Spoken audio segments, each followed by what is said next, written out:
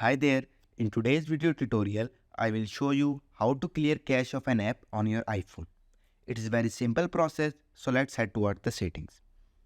Open your settings, scroll down to General, here you go, click on it. Then you will need to find iPhone storage, click on it. All apps are listed here.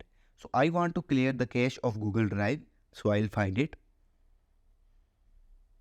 Here it is, I'll click on it. For clearing cache, you will need to reinstall your app, but don't worry, none of your data will be lost. So you will need to click offload app, wait for it. As you can see, there is an option of reinstall app. I click on reinstall. So the app is reinstalled and all the cache has been cleared. So that's all for today guys. Thank you so much for watching and I'll see you in the next one.